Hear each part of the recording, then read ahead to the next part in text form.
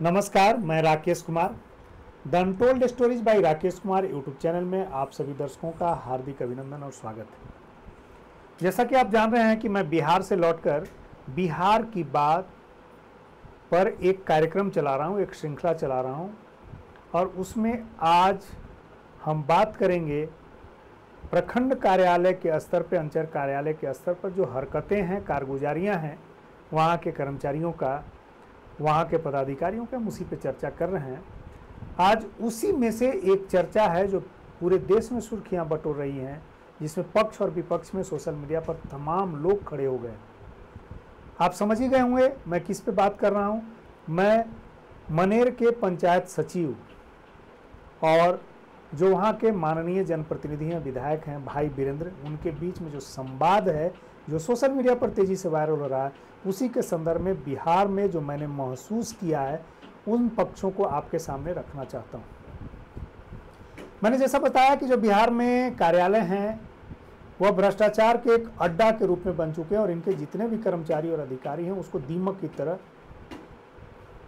उन कार्यालयों की जो कार्य पद्धति है,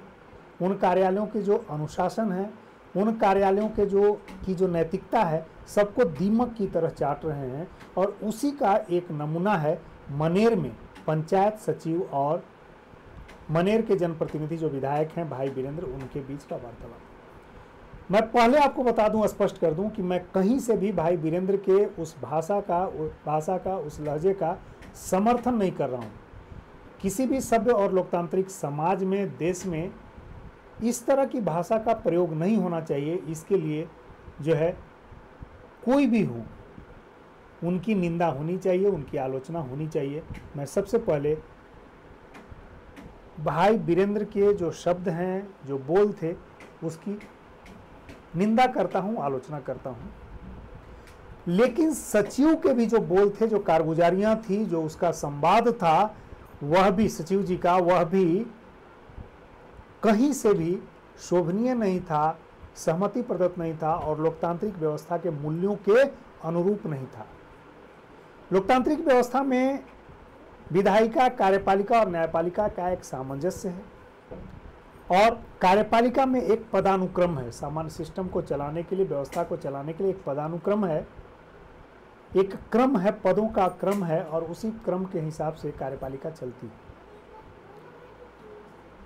माननीय विधायक ऐसे तो विधायिका के हिस्से हैं, विधान बनाने के हिस्से होते हैं, लेकिन कार्यपालिका में भी उनकी भूमिका होती है, उन्हीं के बीच से कोई मंत्री बन जाते हैं।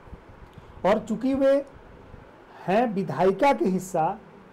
विधान बनाने में उनकी महत्वपूर्ण हिस्सा होती है, के वे महत्वपूर्ण हिस्सा होते हैं, लेकिन कुल मिला करके चूंकि वो जनप्रतिनिधि हैं, जनता की समस्या, जनता के वोट से जीते होते हैं, जनता की अपेक्षाओं, जो जन अपेक्षाएं होती है उसके वे प्रतिनिधित्व करते हैं। तो अगर जनता, उस क्षेत्र की जनता किसी भी स्थिति में परेशान है, त्राहिमाम है, तो अपनी बात लेकर के वह कहाँ जाए? वह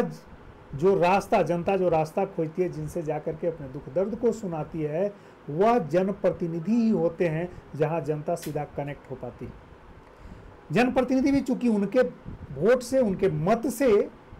जीत प्राप्त करते, अधिकार प्राप्त करते हैं और उस अधिकार का उपयोग कर जनता की राहत दिलाने का वे अपने आप को जनता की राहत दिलाने में कृत संकल्पित भी करते हैं। जो अच्छे जनप्रतिनिधि होते हैं उनका मुख्य मकसद जनता को परेशानियों से, दुखों से, कष्टों से और त्राहिमामियों से जो है मुक्ति दिलाना होता है। पंचायत सचिव और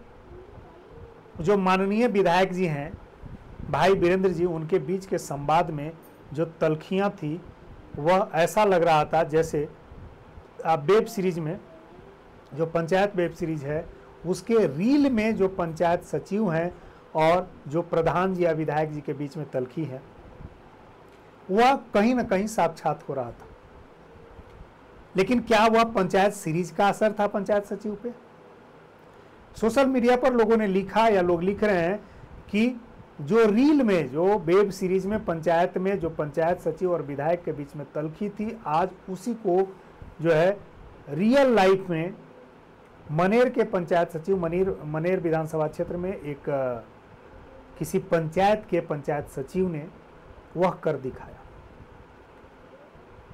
लेकिन क्या यह जायज है? क्या इतना कह लेने मात्र से ही पूरी व्यवस्था को जो है समझा जा सकता है? पूरी व्यवस्था की गंभीरता को समझा जा सकता है? बिल्कुल नहीं समझा जा सकता है। जब तक आप जाकर के प्रखंड कार्यालयों पे, जिला कार्यालयों पे, सरकारी कार्यालयों पे जाकर के आप कोई काम के मकसद से गए हों और उस कार्य प्रणाली को महसूस न कर लें, उसमें अनैतिकता, भ्रष्टाचार, ठगी और घूसखोरी के पक्षों को महसूस नहीं करेंगे खुद तक, तब तक इस संवाद और पंचायत सचिव और जो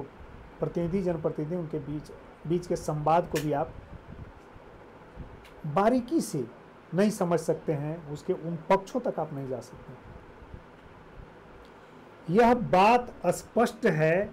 कि किसी भी स्तर पर जब आप सरकारी कार्यालयों में जाते हैं तो सरकारी कार्यालय में जाने पर आपको कोई भी छोटा से छोटा काम भी, ये मृत्यु प्रमाण पत्र का मामला था जिसके लिए सचिव जी और विधायक जी के बीच में जो है तल्ख संवाद हो रहा था और वह संवाद अपने मर्यादाओं को भी तोड़ रहा था। लेकिन क्या यह सच नहीं है कि एक मृत्यु प्रमाण पत्र के लिए भी किसी महिला को, बेबस महिला को जिसने अपना पति खोया है, इस लोकतांत्रिक व्यवस्था में उसी हम भारत के लोग की हिस्सा है जिससे देश चलता है, जिससे शासन तंत्र निर्मित होता है, उस महिला को दर दर की ठोकर खाना पड़ा और मजबूरन अपने जनप्रतिनिधि के पास जाना पड़ा। क्या यह सच नहीं है कि अगर पंचायत सचिव इस स्तर पर इस मामले को मानवीयता के आधार पर, ह्यूमैनिटी के आधार पर सुलझा दिए होते तो क्या उस महिला को या उसके किसी जानकार को माननीय विधायक के पास यह मसला लेकर के जाना पड़ता? क्या यह सच नहीं है कि कानून और कानून में जो नैतिकता का पक्ष है, मानवता का पक्ष है, सबका समावेश करके ही कानून को सही ढंग से लागू कराया जा सकता है? विधायक का बाद में गर्म होना या शुरुआत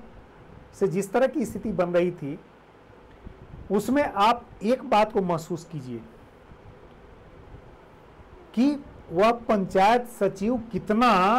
अक्खड़ स्वभाव का है कि अपने जिस क्षेत्र में वह काम करता है वहां के जनप्रतिनिधि और विधायक को वह नहीं जानता। आप तमाम माइक लेकर के, जो यूट्यूबर से लेकर के बड़े मीडिया घराने के, मीडिया जगत में काम करने वाले लोग हैं, वे सबको आपने देखा होगा कि विद्यालयों में जाते हैं और पूछते हैं भारत के प्रधानमंत्री कौन है, इस क्षेत्र का विधायक कौन है, इस क्षेत्र का मुख्यमंत्री कौन है। कभी आपने नहीं देखा होगा कि किसी सरकारी मुजालिम से, शिक्षक को छोड़ करके किसी से यह सवाल पूछा जाए कि आपके जनप्रतिनिधि कौन है। कभी आपने नहीं सुना होगा कि डीएम साहब से जाकर के यह पूछा जाता होगा कि कोई मीडिया वाला यह पूछता होगा कि जी यूएन के सेक्रेटरी जनरल का नाम बता दीजिए, क्योंकि निरीह बेचारा टीचर पढ़ता है। तो अगर कोई विधानसभा क्षेत्र है और उसमें काम करने वाला जो पंचायत सचिव है, उसे अपने जनप्रतिनिधि की अगर जानकारी नहीं है तो मेरा तो मानना है कि उसे वह पद छोड़ देना चाहिए, नैतिकता के आधार पर पदत्याग कर देना चाहिए। एक दूसरा है, पंचायत सचिव का मैं कहीं अभी देख रहा था स्टेटमेंट, उसने कहा कि जाने के क्रम में इनकी मृत्यु हमारे पंचायत के सीमा के बाहर होगी। तो मेरा ज्यूरिडिक्शन जो मृत्यु प्रमाण पत्र बनाने का है वह सिर्फ अपने पंचायत की सीमा में। लेकिन मैं पंचायत सचिव से पूछना चाहता हूं कि यह वह कैसे तय कर रहे हैं कि उनके पंचायत के सीमा में से बाहर जाने के बाद ही उनकी मृत्यु। संभव है कि जो परिजन जिस हालात में उस व्यक्ति को ले गए होंगे, वह अस्पताल में जाने के बाद मृत्यु घोषित किया गया होगा आधिकारिक रूप से, लेकिन वह उसकी मौत उसी सीमा में हो गई। एक अगर मान भी लिया जाए कि किसी सूरत में मृत्यु उनके पंचायत क्षेत्र से बाहर हुई थी, मृत्यु तो हुई थी ना, यह तय था, तो उस मृत्यु के प्रमाण पत्र में यह लिख करके दे देना कि इनकी मृत्यु हुई है, इसमें कौन सी नैतिकता चली जाती, कौन सा कानून का उल्लंघन होता, आप जरा इसे बताएं। इस पे मैं कल भी एक वीडियो बनाऊंगा और तमाम पक्षों को, जो मैं बिहार से लौट करके आया हूं और पंचायत के स्तर से लेकर के मैंने प्रखंड के स्तर पर जिन चीजों को महसूस किया हो, मैं एक एक करके उनकी कलई खोलूंगा।